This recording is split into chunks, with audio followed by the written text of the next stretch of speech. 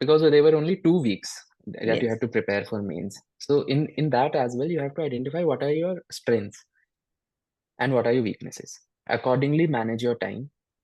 Give more time to it. Like I feel I am blessed that I am good with English and everything. I worked hard in my early years.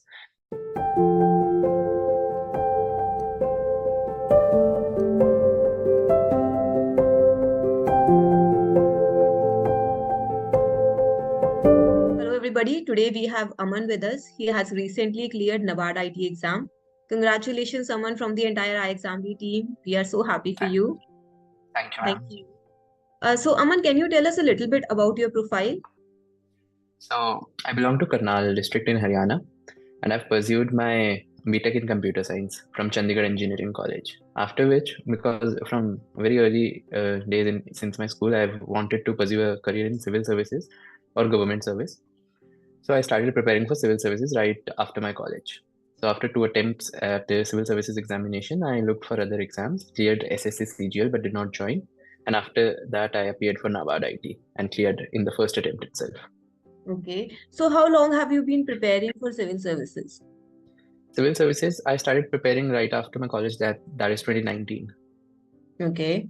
And But then, it uh, it got hampered due to COVID delays in examination and all, so it got a little stretched.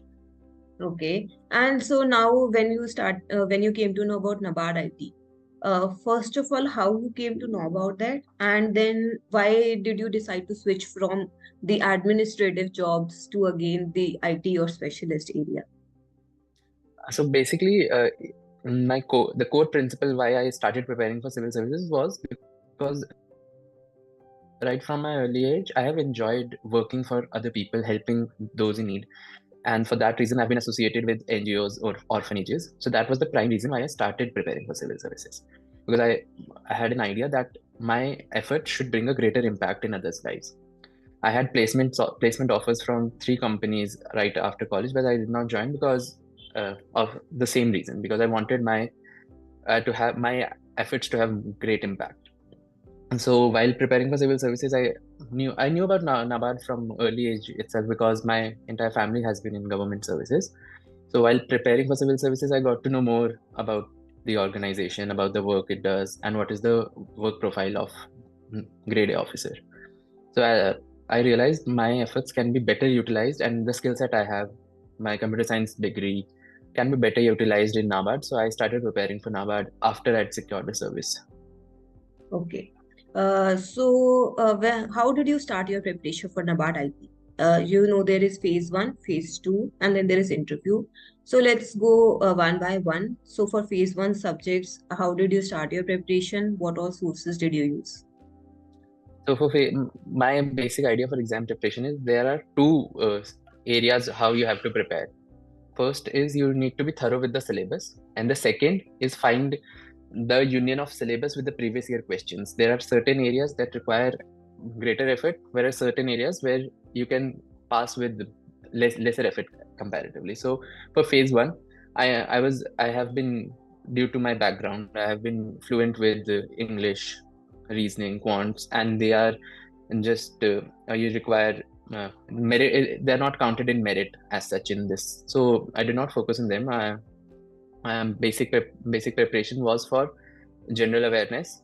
I followed current affairs. I was religiously following current affairs due to my civil services background. Plus, I love to read. So every day I'll thoroughly read the newspaper. That I do since my childhood. That has been ingrained by my parents. So I thoroughly enjoy reading newspapers. So that was an added advantage. For economics as well, I read PIB articles weekly. I read through their website itself. For me, as I enjoy reading, I want the authentic source. I don't rely on magazines or anything. I want that I should know the A to Z of, if there is any news, I should know the A to Z of it. Then I make my own notes or however I manage. And for agriculture, as I had civil services background, so I had my notes for agriculture also.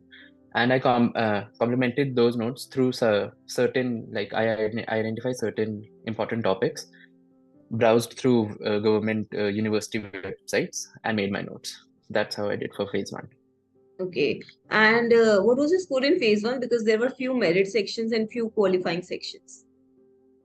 So score, Do you you're remember asking the your score. score? Scores haven't been out. Scores aren't out Okay. yet. So the cutoff is only out and you know that you cleared. Yes, yes, yes, Then moving to your phase two, which has IT portion, and then there yes. are descriptive questions Descriptive. also there. So I am assuming that because of UPSC preparation, your touch with IT would have been a little bit loose, and probably there could have been a gap. So how did you work on your IT part? Right. So for like my strategy to study anything, not limited to preparation, is I get a conceptual clarity. I don't like rote learning, cramming, or anything. So even though I had a gap and had been doing civil services preparation, the conceptual clarity I had attained while my graduation was there. I was thorough with every topic. In fact, I was very strong with my concepts. And so as soon as I looked at the syllabus, again, the same strategy to identify the key areas through previous year questions. So I identified that in NABARD, more than the conceptual clarity, it is essential to have a better understanding of applications of information technology in today's world. The technologies that are being used, like AI, ML, and you need to be thorough with how will you apply the technology, basically. So I identified the key areas that I identified were there is always a descriptive question on software engineering. Then there are questions from computer networks, operating system, data structure, and OOPS are sacrosanct. If you're studying for computer science, you should be thorough with data structure and computer science. The entire computer science engineering is based around these two. So I had to be thorough with them. And after this comes the AI part, ML part. So accordingly, I prepared after identifying this, I had some of my old notes. I went through them, and the topics that I found more important, I went on YouTube and made my notes, updated my notes with current happenings. Okay. And then what about your interview? How was your mock interview and how was the actual one? So as soon as my mains result were declared, I saw my roll number, and I sat with myself and I thought that now is the make or break time. I don't even have to lose a single mark. So I started from very basic. I had and went to very advanced thing, step by step. If I had to tell you, firstly, introduction. I was thorough with my introduction. Then I identified the key areas related to my profile, which can be asked. So after doing my computer science engineering, I've also done masters in political science, since I had a keen interest in that as well. So I identified the questions that can be framed through that. Then computer science is the profile, so they had to ask that also. So model I prepared model questions related to this, then my region, then the issues of my region, specifically Haryana. Similarly, so I went through the previous year transcript. So for interview, I had prepared this. I would like to show this. These are my handmade notes, 173 pages, and I've compiled from different sources, and I have learned by heart everything that can be asked. So after that, I started appearing for mock interviews. I appeared for ixamBee mock interview, got the feedback, then brushed up certain concepts. Then I appeared for two other mock interviews, and I got to know that okay. And also I downloaded the previous year marks to know how are the marks given, and if at all interview can make a difference. So I realized if I score exceedingly well in the interview, I'm going to pass, even if I'm clearing the cutoff on the border. So that again re-energized me that I have to leave no stone unturned. After that, after reading all this, because it's a personality test, they don't test your knowledge. I made sure my haircut is fine. I made sure my beard is properly trimmed. I made sure my suit is proper. The fitting is proper, because I was of the mindset that I do not have to lose a single mark here. Then on the interview day, I was the last to go in. So there were chatter around that the board is already tired. The last candidates are usually marked less. I went with the mindset that now is my time to outshine everybody. Now they know what are the capabilities of other students. They have gone through every student. They know how they perform. Now I can outshine everybody else in a very humble way. So I went there with confidence, and the interview went really well. Okay, so are your scores out, I think, for No, this the interview? scores, No, not yet. no scores Okay, aren't so out. probably I love to hear about your score sometime, that how Yes, much you yes, scored. yes. Okay, so Aman, during this entire preparation journey, were there anything that you felt you should not have done, or you can guide the other aspirants about that? That there are certain specific do's or don'ts, certain things that one must do or not do. So there are certain groups that are made on Telegram. So I don't know what I did wrong or what I did right, but I was constantly identifying the mistakes that usually aspirants might be making. So one is people go for very diverse sources. They are of the mindset that I should study this also, this also, this also, and in the process they digress from the syllabus and the previous year questions. The most essential part of any exam preparation, not limited to NABARD, is to identify the previous year questions and then the syllabus and find the balance between them. This is one thing I learned, and due to this, personally, I feel I have always been dedicated that I do not have to put a step wrong at any point. It is a very short exam duration. From prelims to main interview result, there are hardly 3 to 4 months. It is Yes. very it is very easy. I wouldn't say easy for other people, but if you are dedicated enough, it is easy to concentrate and stay on the right track. But you have to. Basic is this only. They are going to ask questions related to previous year and the syllabus. They are not going to anywhere else. The syllabus sets the tone, and the previous year gives you the path.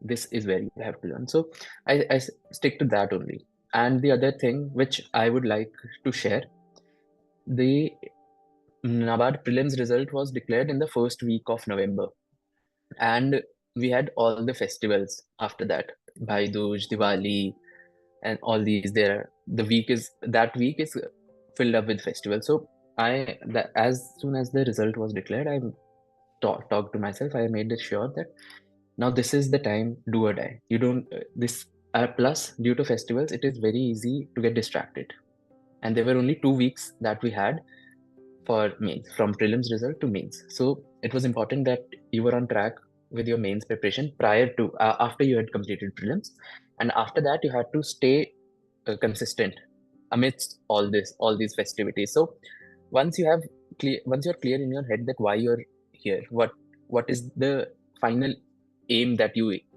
want to achieve, then you have to stay dedicated, and rest everything, your world will be same. Once you clear the Once the exams are over, the world is going to be same. There are just few days of these distractions that you have to manage. So that is one important thing that I identified. That's that's really insightful, Aman. Because sometimes students do feel it's just one day, let's relax, but then that will shorten the period of study for through from Yes, one day. because there were only 2 weeks that you Yes, had to prepare for mains. So in that as well, you have to identify what are your strengths and what are your weaknesses. Accordingly, manage your time. Give more time to it. Like I feel I am blessed that I am good with English and everything. I worked hard in my early years. So for descriptive part, I just identified these are the probable topics for English part, and for those I prepared more model answers. Though nothing was asked, but I did not devote more time to that because I knew I will fare well in English. Plus, one thing you asked about. Earlier you had asked the question do's and don'ts. I have seen that students do not focus on English descriptive. They take English descriptive very lightly, whereas it is in equal weightage to IT. 100 marks for English descriptive, 100 for IT. English descriptive can be a game changer, and it's no rocket science. It's not like you have to be very fluent with English or you have to know good vocabulary. It's very simple. You just have to answer what they've asked in short sentences and make sure that there are no grammatical mistakes.